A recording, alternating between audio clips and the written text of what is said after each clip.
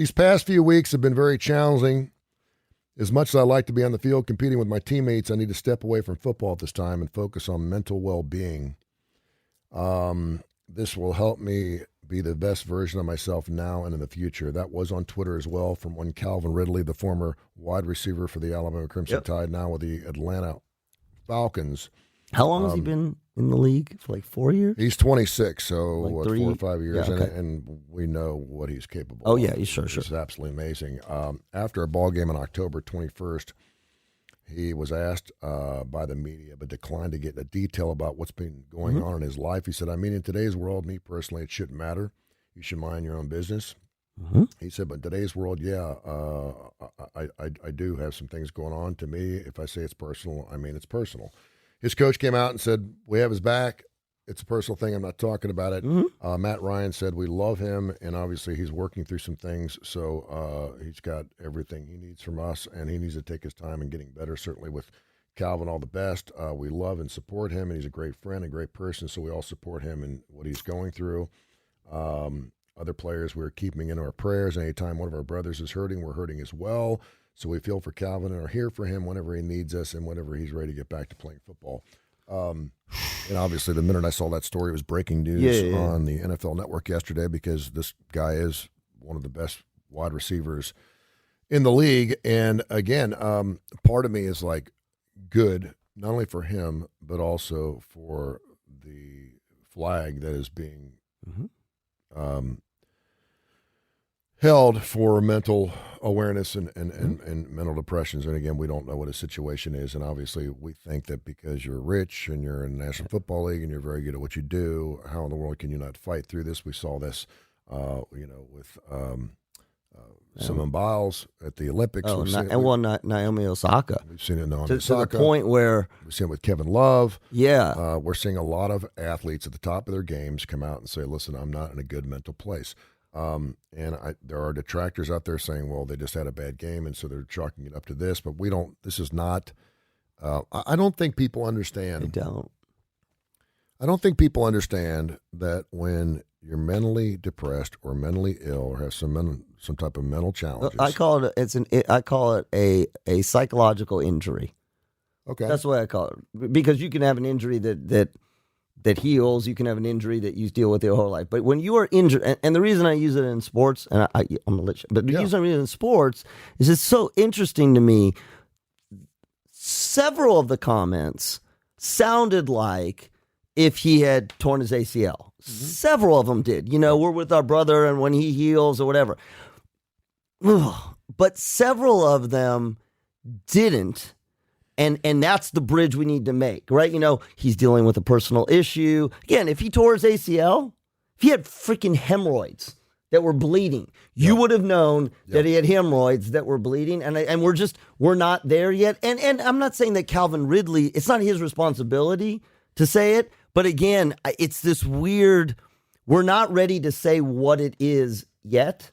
And that creates a mystery, and people fill in the gap. We want to know what it is. Yes, we do. We do. And the problem is people that are going through these things, assuming that there's no reason to question what he's doing. He's giving up his football career right now, and I believe he'll be back and play again. And he needs to get in a better place, whether it's through therapy or with psychotherapy. And he said specifically, they keep talking about a personal issue. Yeah, but he also said specifically for my mental health and well-being. Now, that doesn't mean that doesn't mean that he's depressed. It doesn't mean that he has a substance abuse problem. It doesn't mean that he has an anxiety disorder, but it could mean that he is going through a psychological time period where he can't play the game. Now, again, it's hard to explain, but he could be going through some anxiety issues, some depression,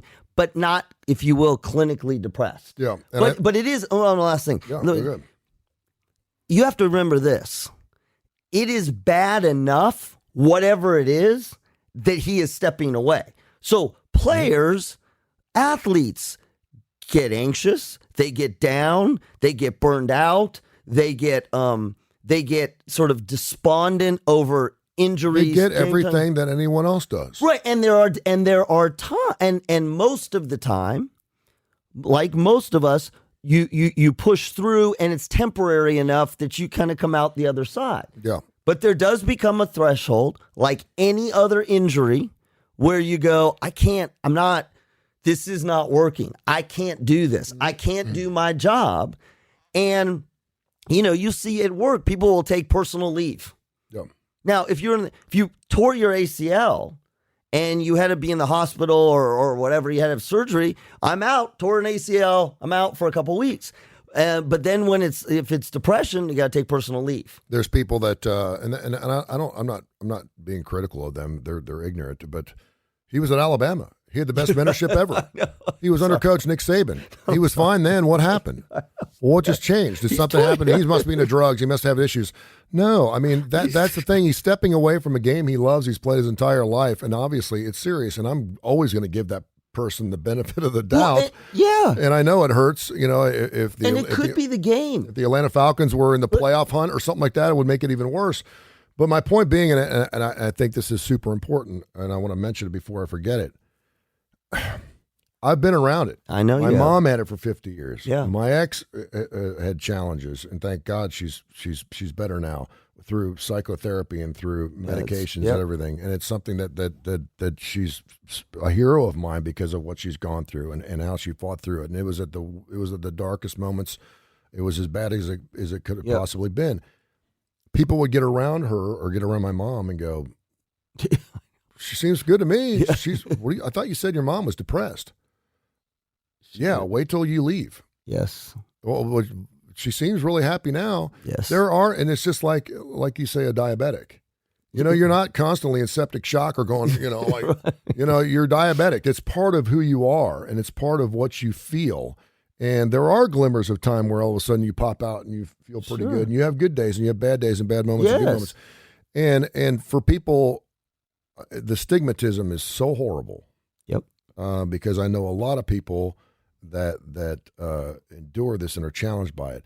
Where people get tripped up is we always think it's this new novelty thing. Right. Because we all get depressed.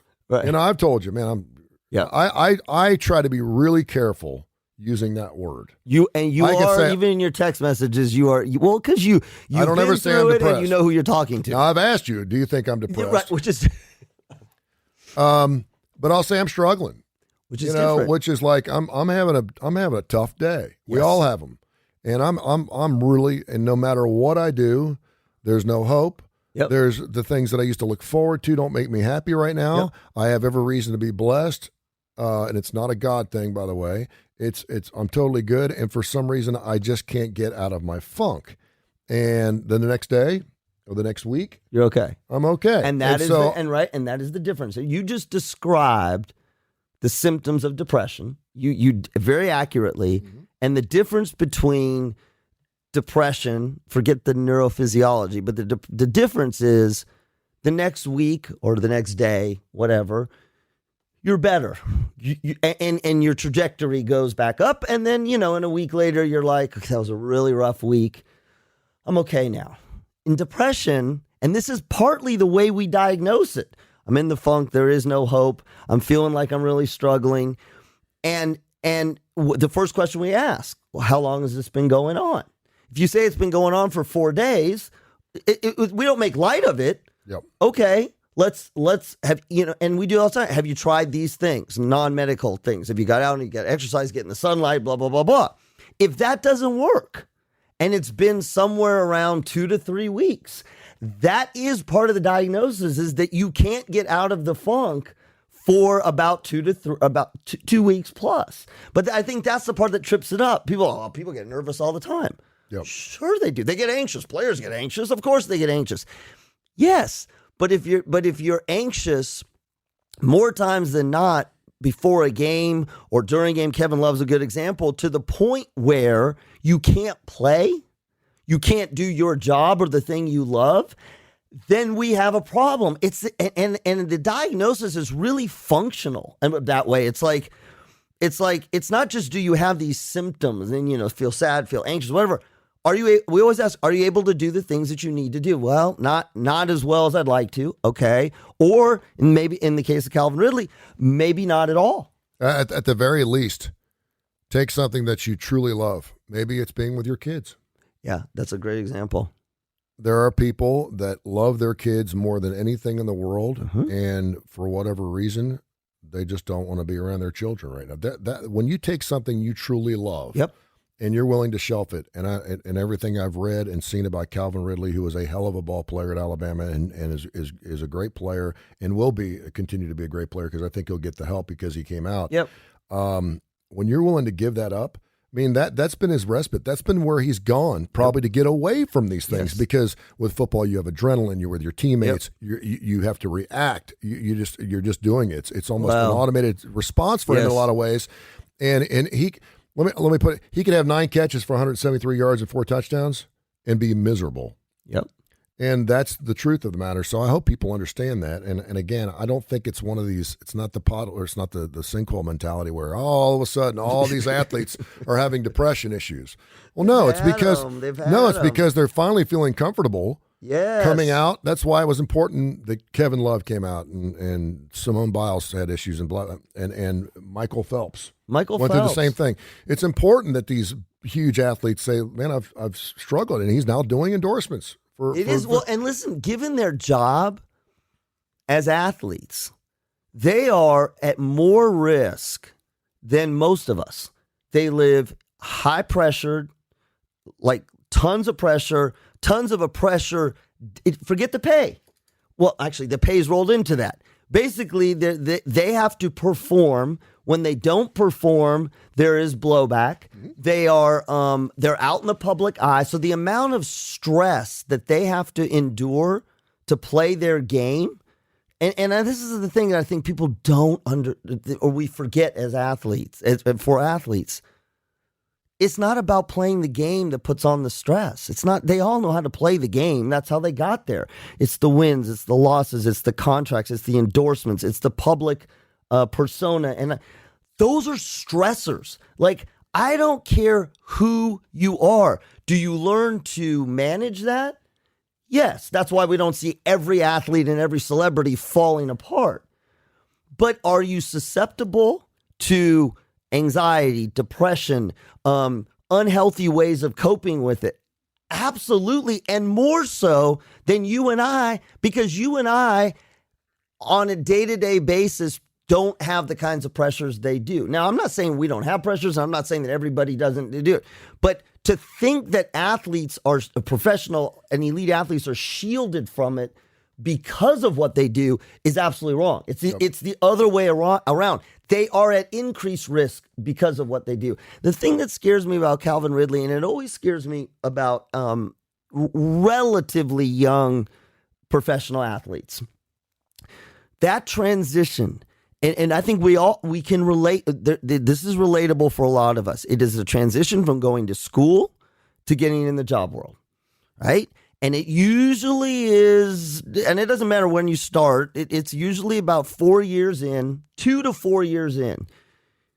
It's this realization that, like, this is what I do, right? In school, this is where I'm at. I'm going to get my degree. I'm going to think. And I am telling you, I talk to more 25, 6-year-olds-ish, not in sports and not sports, who are in this funk because they're like, crap, I'm an adult. I'm now responsible for what I do. Yeah, and I think taking care of my entire life. Yeah. And the other thing, and you can speak to this with professional sports, that I always get worried about, but this is why they have this is why they have psychologists and counselors and stuff, is that transition. And Al's talked about this. It's so much different in professional, even if you've been at an Alabama. The travel, the pressure. And I think that for a guy like Calvin Ridley, possibly, something could be going on within the team. I don't mean the team's not treating him well, whatever. The profession, where it's you put that plus some personal stuff, and you get this point where you go, I can't do this right now. And it takes, you said it takes guts and support to be able to do that. And that is the part where I am glad that we're seeing some of this. The crap that Naomi Osaka got. Well, why'd she pull out now? Simone Biles. Why'd she pull out now? What about this? What about again? It would be the same thing as if you had a high ankle sprain. It was a breaking point. I mean, and unfortunately, those breaking points happened at the apex of a particular event or of their careers in some cases. Right. The good thing for Calvin is, he's 26. He's got a lot in front of him. He's so young. And I love the fact that he said, I want to be the best version of myself and I want to be the best person I could possibly be. And his true friends will feel that way. The next thing I think is, and again, there's so much stigmatism, and it's hard not to have stigmatism tied to a lot of things. I can't name anyone who came out and gave up something they entirely loved because of a mental challenge and then faked it. It doesn't happen. It's never happened. I've never seen. I was kidding. I'm good. Calvin Ridley ain't playing next week. Right. This ain't an overnight thing. I'm sorry. I had a doozy. It just didn't feel good. Dog pissed on my, blah, blah, blah, blah. I just had a bad day and I'm back. He's going to be out for a while. Right. And he needs to get some help. And then from the stigmatism, and this is like a recovering addict or an alcoholic. This is like anyone that's going through any struggle in their life. They start getting better. But now they're scrutinized. Yeah. And I know. The next time Calvin Ridley goes out and has an off game, I know. The first thing fan base are going to go, maybe he needs a little bit more therapy. You don't know that. I know. You don't know. Maybe the ball wasn't even coming his way. You don't just check it back, pray for him, pray that he gets better. I know. And try not to stigmatize him. Well, he looks like he's struggling. He's having a. Would they say that though? But again, so because we all struggle. We all have tough days. But let's say it was a high ankle sprain or a hammy. Yeah. You'd kind of say the same thing. Well, maybe he's not ready yet. Or would you tell him to get I'm just trying to. I always like to compare it because it is an injury. It is an injury. And if I can. I say it over and over and over again. We go through life, we do our thing, we do our job, what was going on, and we, one day we wake up and, maybe we're diabetic. Yep. Maybe we have a gallbladder issue. Maybe we pull it is no different. And that's the part where I got to believe, and I do believe, that he is getting the support and the help. And the point I was going to make is, and I said this to you, well, this never used to happen. What's wrong with all these guys that are weak? They're getting paid too much and they're weak and now they're getting all these mental problems. No. You know what they were doing before? Drugs, drinking, beating their wives, hitting their kids, not sleeping, driving too fast. When you are suffering from any injury of any kind, you do what you can to make it feel better. Mm-hmm. This is why we tell you, if you've got a torn ACL, you don't just put a Band-Aid on it. We need you to go to the doctor. But if you don't, you would put a thing on it and you'd walk with a limp and we'd go, are you crazy? You got a torn ACL. It is the same thing with mental health problems. Like, you do what you can. Now, some people will drink, right? They'll do the things that they think will make them better.